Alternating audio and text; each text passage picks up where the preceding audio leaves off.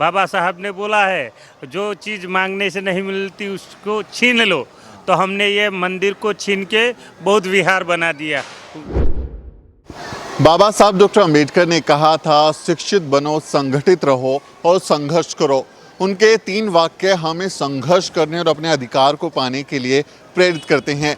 मेरे पीछे जो स्ट्रक्चर आप देख रहे हैं, पहली नज़र में हो सकता है कि आप इसे एक मंदिर समझ लें, क्योंकि उसका स्ट्रक्चर कुछ मंदिर के जैसा है, लेकिन असल में वो एक बुद्ध विहार है। और संघमित्रा बुद्ध विहार ओठव, गुजरात, अहमदाबाद में ये बहुत खूबसूरत एक बुद्ध विहार बना है। अपने आप में अनोखा है क्योंकि इसका स्ट्रक्चर जो है वो मंदिर की तरह है। इसको इस स्ट्रक्चर में क्यों बनाया गया, और जो कॉलोनी आप पीछे देख रहे हैं, इस कॉलोनी को अगर आप देखेंगे तो अब आपको बहुत हाई राइज इमारतें नज़र आएंगी, अपार्टमेंट्स नज़र आएंगे। आपको लगेगा कि बहुत कोई पॉश इलाका है, बहुत इसमें कोई अमीर लोग रहते होंगे, लेकिन इस सोसाइटी के पीछे बहुत बड़ा एक संघर्ष है। और बाबा साहब डॉक्टर अंबेडकर संगठित होने की जो बात करते हैं, ये नीचे आप जो लोग देख रहे हैं, ये जनता जो बैठी हुई देख रहे हैं, ये इनके संगठन की ताकत है कि इतनी बड़ी इमारत यहाँ पर खड़ी हो पाई। दरअसल जिस जगह मैं खड़ा हूँ ये एक झुग्गी झोपड़ी का इलाका था, स्लम एरिया था, और इस स्लम एरिया को इस बड़े अपार्टमेंट्स में, इस सोसाइटी में कन्वर्ट करने के पीछे ये चेहरे हैं जिन्होंने संघर्ष करके 8 साल तक लड़ाई लड़ी और फिर इस भव्य इमारत का निर्माण कराया और सरकार पर दबाव डाल के अपने अधिकार को हासिल किया। तो इन लोगों से इनके संघर्ष के बारे में बात करेंगे और इस अनूठे बौद्ध विहार से कैसे ये प्रेरित होते हैं, इस पर हम बात करेंगे। हमारे साथ बहुत सारे लोग हैं और ये सभी यहाँ की यहीं सोसाइटी में रहते हैं। इन सब के यहाँ पर कभी जहाँ पर झुग्गियाँ होती थी, आज ये अच्छे फ्लैट्स में रह रहे हैं, अच्छी ज़िंदगी जी रहे हैं, सिर्फ इनके संगठन और मेहनत की वजह से। तो कुछ लोगों से बात करते हैं, महिलाओं से शुरू करते हैं बात करना। आपका क्या नाम है? मेरा नाम हेमाबेन सोलंकी है। हेमाबेन सोलंकी है। तो यहाँ जहाँ पे बैठे हैं, ये पहली तस्वीर तो बहुत खूबसूरत मेरे को लग रही है। जब ये नहीं बना था तब कैसे हालात थे यहाँ पे? यहाँ नहीं बना था तब कच्ची बस्ती हुआ करती थी। बारिश के टाइम में दिक्कत आना, कच्चे मट्टी के घर गिर जाना, तो फिर वापस उसको खड़ा करना पड़ता था। बहुत सारी दिक्कतें थी उसमें। ये भी था कि महिलाओं की सुरक्षा का भी बहुत सारा प्रॉब्लम था, क्योंकि यहाँ पे दारू जुगार के अड्डे चलते थे। तो हम महिलाएं ऐसे सोचते थे कि हम हमारे सपने का घर में हम कब रहेंगे। तो फिर हमने ऐसा सोचा कि ऐसी कोई योजना आए जिसका हम लाभ ले सके। तो योजना आई और अचानक से बना दिया या फिर उसके लिए लड़ाई लड़नी पड़ी? हमको तो बहुत सारी लड़ाई लड़नी पड़ी। पूरे 8 साल संघर्ष किया है, जब जाके हम ऐसे मकान ले पाए। क्या कुछ हुआ था, अगर बता पाएँ? यहाँ तो बहुत सारे झगड़े हुए थे और लोगों का कहना था कि हमारी ये जो मकान है, कच्चे मकान, अगर हम सरकार को दे देंगे तो फिर हमको सरकार वापस नहीं देगी। तो फिर हम लोग जब जुड़ना चाहते तो हमारे ऊपर भी हमला हुआ है कि हमलावर लोग का कहना ऐसा था कि तुम लोग बिक गए हो, इसके लिए तुम हमारी बस्ती को उजाड़ रहे हो। क्योंकि उन लोगों का काम ही ऐसा था, जो बुटलेगर लोग थे, जो दारू जुगार से जुड़े हुए थे, इनको अच्छा रहना ही नहीं था। लेकिन हमको ये परेशानी थी कि हमारे बच्चों को अच्छा भविष्य देना था, हम महिलाओं की सुरक्षा के बारे में भी सोचना था। तो हम तो ऐसा सोचते कि कोई मसीहा बन के आए कि हम ऐसे अच्छे घर में रह पाए। लेकिन मसीहा आप लोग खुद ही बन गए, सब लोगों ने खुद ही लड़ाई लड़ी। हाँ, हमने तो खुद ही लड़ाई लड़ी और हमने हमारा प्रस्ताव सरकार में खुद रखा, क्योंकि हम नहीं रहना चाहते ऐसे। अगर सरकार ऐसे जाहिरात करती है कि हम सबको अपने घर देंगे, किसी को बेघर नहीं रहने देंगे, सबको उसके सपनों का घर देंगे, तो हमको क्यों नहीं? हमको क्यों नहीं? वोट ले लेते हो तो हमको घर क्यों नहीं दोगे? हाँ, हम आपको वोट देते हैं चुनाव के टाइम में, आज आप आ जाते हो कि हम इस बस्ती को रीडेवलपमेंट में ले जाएंगे और अच्छे घर बना के देंगे, तो हमको क्यों नहीं? इसके लिए हमने इसके लिए बहुत फाइट किया है। आप लोग भी यहीं के रहने वाले हैं? आपका नाम क्या है, नाम बताइए। मेरा नाम चावड़ा तेजल है। हाँ, यहीं के रहते हैं आप, इसी में? इसी रहती हूँ। अभी कैसा लगता है पहले के मुकाबले? पहले ऐसे कच्चे मकान थे, अब ऐसे बहुत अच्छे पक्के मकान बने तो अच्छा लगता है।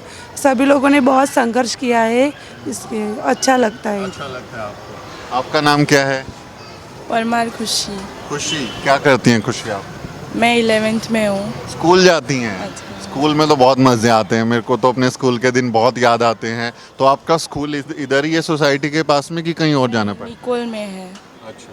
हाँ। तो कैसी पढ़ाई लिखाई होती है वहाँ? बहुत अच्छी होती बहुत है। अच्छी होती है। आपको याद है जब पहले यहाँ पे झोपड़पट्टी या स्लम एरिया होते थे, याद है आपको? नहीं, यहाँ स्कूल भी नहीं था, लोग को बहुत दूर दूर पढ़ने जाना पड़ता था, और वो लोग की सिचुएशन ऐसी थी कि कंडीशन बहुत वीक थी, उनके पास पैसे भी नहीं थे। ऐसे कच्चे मकान में रहना मतलब बहुत स्ट्रगल वाला काम है। आई मीन अभी तो ठीक है सब मामला। तो ये संघर्ष है जो जबान पर आ रहा है। आपका क्या नाम है? गीता गीता बेन। परमार गीता गीता बेन, कैसी चल रही है जिंदगी यहाँ पे? ठीक है अभी? अच्छी चल रही है। पहले कच्चे मकान थे, अब पक्के बन गए। पक्के बन गए तो हाँ। ठीक लग रहा है। हाँ, तो जो लोग अभी आपके मोहल्ले में रहते थे वो यहाँ पे अभी सब लोग मिलजुल के रहते हैं? क्योंकि आपका तो मैं देख रहा हूँ कि बहुत अच्छी टीम बना ली आप लोगों ने। सब मिलजुल के रहते हैं। सब मिलजुल के रहते हैं। तो गीता बेन बता रही हैं कि कैसे एक यूनाइटेड आप आए जिसको बात करनी है जोड़े। क्या नाम हुआ आपका? मेरा नाम गिरीश सोलंकी है। गिरीश सोलंकी। ये जैसे महिलाओं ने तो बता दी कहानी की पहले बहुत ज़्यादा बुरा हाल था, अब इनको ये अच्छे मकान मिले। ये बुद्ध विहार ये मंदिर के जैसा कैसे है? इसके पीछे क्या कहानी है? ये यहाँ पहले मंदिर बना था, तो हम लोगों ने यह बुद्ध विहार का कब्जा कर लिया, जो मांगने से नहीं मिलने वाला था। बाबा साहब ने बोला है जो चीज़ मांगने से नहीं मिलती उसको छीन लो, तो हमने ये मंदिर को छीन के बौद्ध विहार बना दिया। पहले आप ने बोला कि मंदिर तोड़ के, अरे बुद्ध विहार तोड़ के मंदिर बनाया, हमने मंदिर तोड़ के बुद्ध विहार बना दिया। ये सब है ना बाबा साहब की देन है, जिन्होंने बंधारण लिखा है उसके अंदर सब को समानता का हक दिया है। तो ये मतलब शायद वो गुजराती की वजह से हिंदी कम उस तरह से जानते हैं तो ऐसे शब्दों का इस्तेमाल कर रहे हैं। लेकिन मैं आपको बता दूं कि ये जो स्ट्रक्चर है, ये ऐसे 3 स्ट्रक्चर यहाँ पर हैं जो बना के दिए थे। इसमें किसी की मूर्ति नहीं रखी गई थी, बस बना के दिया था कि मंदिर स्टाइल में बना के दे दिया कि अपना बना लो, और बाद में फिर आपने इसमें अपने बुद्ध की प्रतिमा रखी है, इसको बुद्ध विहार बनाया है। तोड़ के नहीं बनाया किसी नहीं, का। तोड़ के नहीं बनाया, बुद्ध की वो फोटो थी ना, वो आके यहाँ के रख दी। इसके बाद तो कोई आया हमारे सामने, तो कोई आया नहीं भाई ये सब लोग हैं ना, ये क्रांतिकारी हो, ये आंदोलन करेंगे वो करेंगे, तो कोई हमारे सामने टीका ही नहीं। और नहीं रखते तो एक मैं देख रहा हूँ उस तरफ मंदिर है अपनी, जिसके उसमें आस्था है वो अपनी पूजा पाठ उधर करे, और जो इधर आस्था रखते हैं वो यहाँ पे आए। आप लोग क्या काम करते हैं? क्या काम करते हैं? नहीं इधर क्या काम करते हो? हम जॉब करते हैं। जॉब? हिंदी समझ में आता है? समझ में आता है। तो क्या काम करते हैं? अभी कंपनी में काम करते हैं। काम करते हैं। आप भी इधर ही रहते हैं? हाँ, इधर ही रहते हैं। इधर ही रहते हैं। तो तथागत बुद्ध को, बाबा साहब डॉक्टर अंबेडकर को जानते हैं आप लोग इधर? हाँ, जानते हैं। इधर सब लोग आते हैं, संडे के दिन सब इकट्ठा होते हैं, बच्चे भी खेलते हैं, थोड़ा कुछ प्रोग्राम रहता है छोटा मोटा बच्चे के लिए, ये सब अच्छा है। हाँ, तो थोड़ा सीखने को मिलता है। हाँ, बच्चे के लिए सीखने को मिलता है सब। आप क्या करते हैं? मेरा नाम कृणाल सोलंकी है, मैं जेपी इस्कॉन में लीगल डिपार्टमेंट में हूँ। Legal department. यहाँ झुपड़पट्टी थी पहले, जो यहाँ पहले एजुकेशन की बात करें, झुपड़पट्टी में एजुकेशन नहीं था, लड़के जुगार दारू की लत ऐसे लत में थे। अभी फ्लैट बनाया तो बच्चे पढ़ लिख सकते, अच्छा एजुकेशन बना सकते और अच्छी नौकरी प्राप्त कर सकते हैं। थोड़ा वो कहें कि सम्मान जो होता है ना, इज्जत थोड़ी सी, वो अभी थोड़ा पहले के मुकाबले थोड़ा अच्छा हो गया होगा ना? प्रायोरिटी में अच्छा लगा, सब अच्छा लगा है। पहले बताएंगे कहाँ रहते हैं तो बोले उस एरिया में रहते हैं, आप बोलते हैं अच्छा फ्लैट में रहते हैं। पहले झुपड़पट्टी में रहते, अभी फ्लैट में डेवलप हो गया है मकान। तो ऐसे तो हर आदमी को घर मिलना चाहिए, क्योंकि उससे उसका सपना जुड़ा होता है, इज्जत जुड़ी होती है। अच्छा जुड़ी होती है। तो अभी यहाँ पर जो है सब आपके जो यूथ हैं, मैं देखता हूँ जो नौजवान बच्चे हैं, वो भगवान बुद्ध को छोड़ के, तथागत बुद्ध को छोड़ के, भगवान वो पूजा पाठ वाले नहीं, एक पाली भाषा का शब्द है भगवान, उसमें तथागत बुद्ध को छोड़ के वो उधर कहीं पे मंदिर बनाने की लड़ाई लड़ता है, कहीं पे कुछ कुछ करता रहता है। तो आपके यहाँ के यूथ क्या करता है? आपका जो नौजवान बच्चा है वो तथागत बुद्ध के पास आता है या कहीं और जाता है? अभी बुद्ध की जो यहाँ स्थापना हुई है तो हमारे नौजवानों ने उनकी प्राप्त हुई है, हमने उनकी नोंद ली और देखा कि यहाँ भगवान नाम का कुछ अस्तित्व नहीं है, जो है बाबा साहब की देन है, और गौतम बुद्ध ने जो दिया है हमें वो ही हमारा करना है। ये हमारे वाले अम्बेडकराइट जय भीम वाले लड़के हैं जिनकी लड़ाई मंदिर मस्जिद की नहीं है, स्कूल और कॉलेज की है, और उसके लिए हमारे पुरखे हमको जो है भरोसा देते हैं, विश्वास दिलाते हैं। क्या नाम हुआ साहब? महेश भारतीय।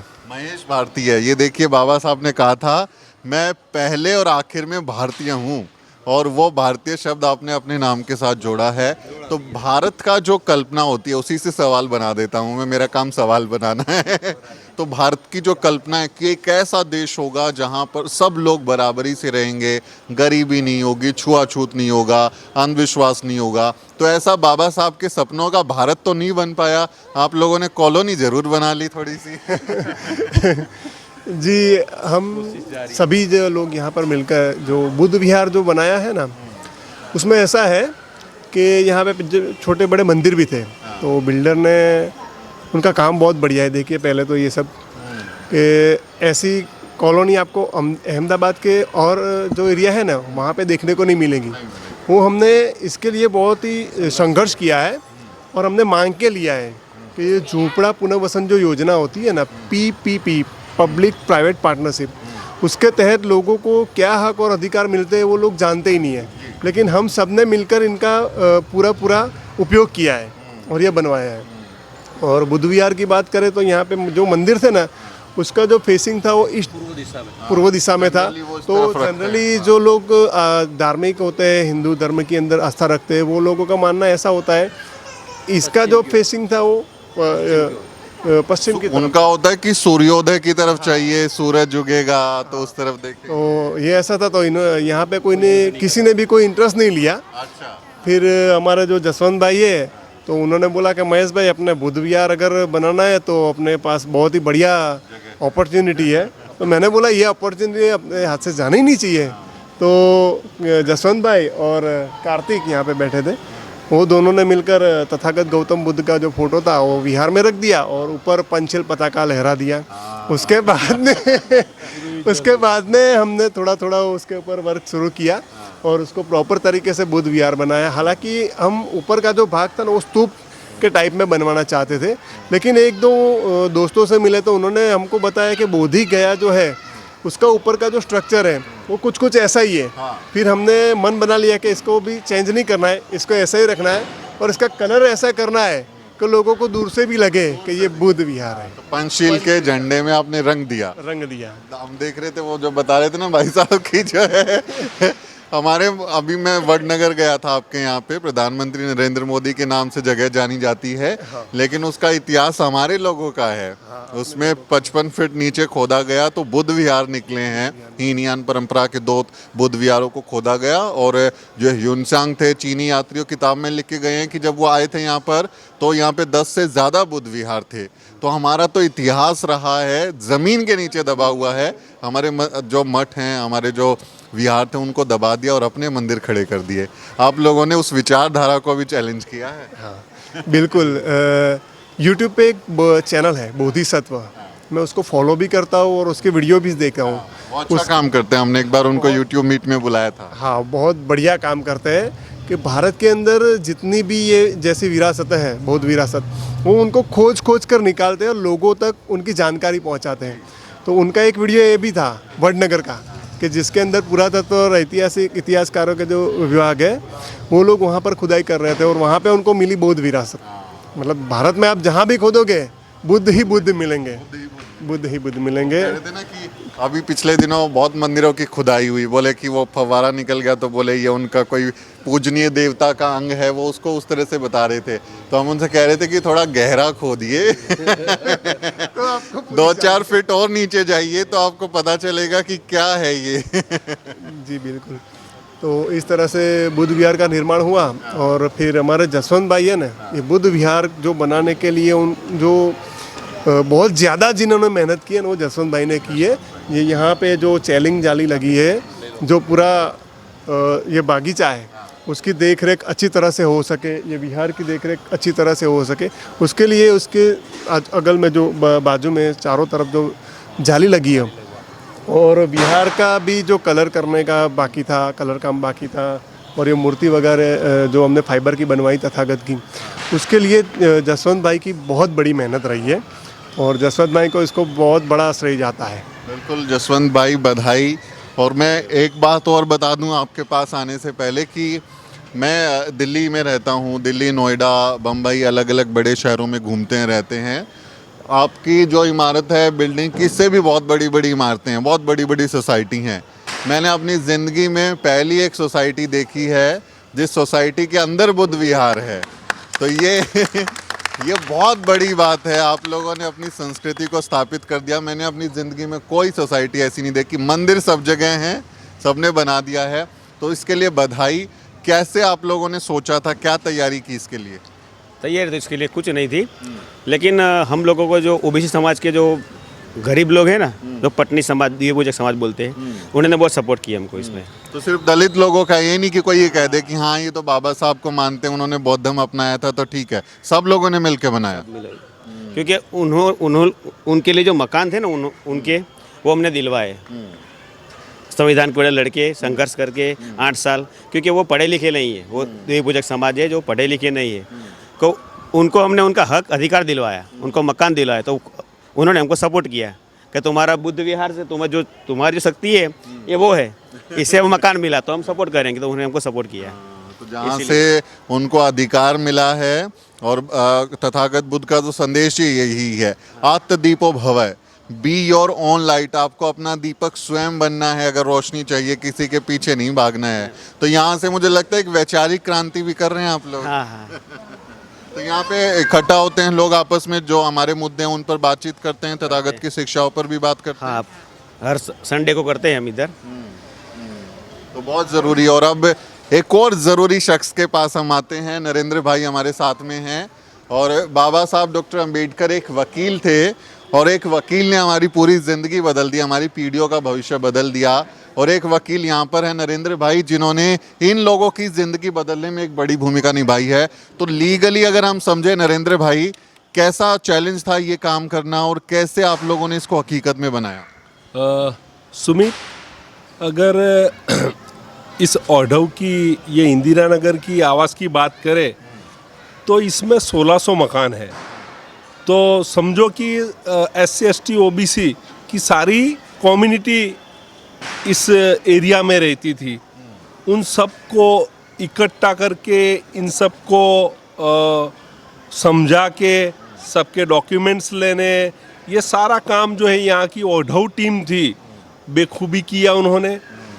और सबसे बड़ी बात तो ये है कि यहाँ 3 टीम थी, और तीनों के चेयरमैन अलग अलग थे, जिसमें SC ST OBC के अलग अलग लोग थे। इस हिसाब से 3 कमेटियाँ थी। 3 कमेटियाँ इकट्ठी करके उन लोगों ने बहुत अच्छे से कैसे ये कॉलोनी का डेवलप हो, क्योंकि अहमदाबाद में जितनी कॉलोनी बनी है, इसमें से मैंने देखी हुई ये कॉलोनी सब कॉलोनी से अलग क्यों है, क्योंकि यहाँ जो 3 कमेटियाँ थी, और इसमें भी ये जो औढव टीम की जो जसवंत भाई, ये महेश भाई है, गिरीश भाई है, अपनी ये हेमा बहन है, ये लोगों की टीम ने पूरी कंस्ट्रक्शन से लेके पूरा जो ये बिल्डिंग का काम काज था उसमें अपना पूरा समय दिया, पूरा आयोजन में वो रहे, डटे रहे। इसकी वजह से कोई भी गफला नहीं हुआ, एक अच्छे से ये सबको अच्छी सुविधा वाली एक कॉलोनी मिली। तो आप लोगों ने जो मेहनत करी थी, एक चैलेंज रहा होगा लोगों को ये समझाने में कि अपना घर छोड़ो और उसकी जगह पक्का मकान मिलेगा कि नहीं। जैसे हमें बता रहे थे कि भाई लोगों को डर था कि घर मिलेगा नहीं, तो लोगों को समझाने में तकलीफ आई, या फिर लोगों ने आपकी मदद की कि हाँ हमारी भलाई का बात कर रहे हैं? सुमित, अगर बात करूँ कि इंसान अच्छा हो, नेक हो, ईमानदार हो, तो उन पर जो रहने वाले हैं वो विश्वास ज़रूर करते हैं। यहाँ के ईमानदार नेक लोग जो थे, जसवंत भाई, हेमा बहन, महेश भाई, इन लोगों ने सबका विश्वास जीत लिया। इसकी वजह से सब ने उन पर विश्वास करके ये अच्छी कॉलोनी बनाने में सहयोग दिया। बहुत बड़ी बात है, और कहते हैं कि भाई एकता में शक्ति है, तो एकता की शक्ति का प्रदर्शन है ये, और लोगों ने उसको हकीकत में भी साबित किया है। एक और साथी हैं हमारे साथ में जो यहाँ पर बहुजन साहित्य की दुकान चलाते हैं और गुजराती भाषा में बाबा साहब और हमारे पुरखों के विचारों को जन जन तक पहुँचाते हैं। तो हम चाहेंगे कि हमारे चैनल के जो दर्शक हैं वो भी आपकी दुकान के बारे में जानें। नाम बताइए, कहाँ दुकान है, क्या क्या किताबें आप उपलब्ध कराते हैं? जी, मेरा नाम दीपक सोलंकी है और मेरी जो दुकान है उसका नाम है राजगुरु बुक्स एंड गैलरी, और उसके साथ मेरा एक पब्लिकेशन भी है, राजगुरु पब्लिकेशन। उसके माध्यम से हम अपना जो बहुजन साहित्य जो है इंग्लिश, मराठी, हिंदी, उसको हम ट्रांसलेट करके गुजराती भाषा में लोगों तक पहुंचाने का काम करते हैं। उसके साथ साथ हम और भी जैसे पटका है, झंडा, खेस, बाकी सारा जितना भी हमारा मिशन के अंदर जितना भी लोगों को ज़रूरत होती है वो सारा सामान हम लोगों को उपलब्ध करवाते हैं। यही काम क्यों चुना? इसमें तो पैसा भी बहुत ज़्यादा नहीं है, पैसा कमाना, बिजनेस माइंड, गुजराती माइंड तो बोले धंधे का काम है, ये काम क्यों चुना? एक्चुअली 2016 से पहले मुझे मिशन के बारे में कुछ पता नहीं था। जैसे मुझे पता चला मैं एक फ़ोटो लेने निकला बाबा साहब का, कि मुझे अपने घर में बाबा साहब का फ़ोटो लगवाना है, लेकिन 3-4 दिन घूमने के बाद भी मुझे एक फ़ोटो नहीं मिला। अच्छा, बाज़ार में कहीं पर भी नहीं मिला। तो मैंने सोचा कि अगर मैं 3-4 दिन घूम रहा हूँ, मुझे फ़ोटो नहीं मिल रहा है, तो बाकी लोगों को भी नहीं मिल रहा होगा। तो उस वजह से मैंने सबसे पहले फ़ोटो का काम चालू किया कि बाबा साहब के फ़ोटो घर घर तक पहुँचे, उसके लिए मैंने ये स्टार्ट किया। और फिर धीरे धीरे करके मैंने ये साहित्य का भी काम चालू कर दिया।